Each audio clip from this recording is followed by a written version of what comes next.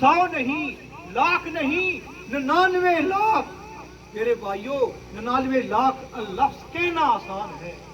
آج نوح علیہ السلام کا دور تھا تو نوح علیہ السلام نے کتنے سو سال تبلیغ کی ہے، اور صرف کتنے آدمی، 13 آدمی لا الہ الا اللہ پڑھنے میں جو ہے کامیاب ہوئے ہیں۔ عرض کرتے ہیں یا الہی انہیں ملیا میٹ کر دے، ان میں سے کوئی بھی تیری وحدانیت کا اقرار کرنے والا نہیں ہوگا، بلکہ یہ میں جنہیں بھی تبلیغ کرتا ہوں یہ اور سرکش ہوتے جاتے ہیں۔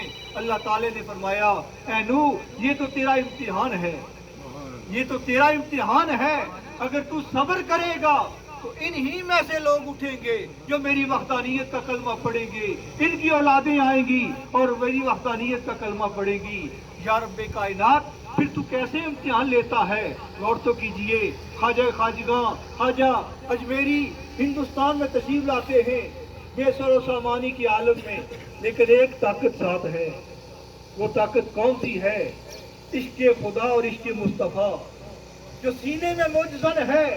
سرکار نے اپنی بارگاہ سے یہ وظیفہ عطا فرما کے، یہ سند عطا فرما کے بھیجا ہے کہ معین الدین جاؤ ہندوستان کی زمین پر کفرستان ہے، وہاں جاؤ، وہاں جا کے اسلام کا جھنڈا گاڑو۔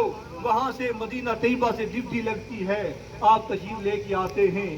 آگے کیا ہے؟ ہر طرف جادو کا دور دورہ ہے، بادشاہ ہے وہ بھی ہندو ہے، سکھ ہیں جو ہے وہ غیر مسلم ہیں، سب غیر مسلم ہیں۔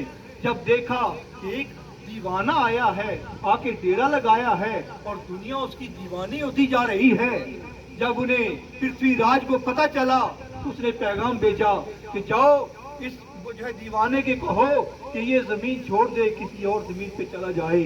تو آپ نے ارشاد فرمایا کہ ہم اللہ کے بندے ہیں، اللہ کی زمین پہ بیٹھے ہیں،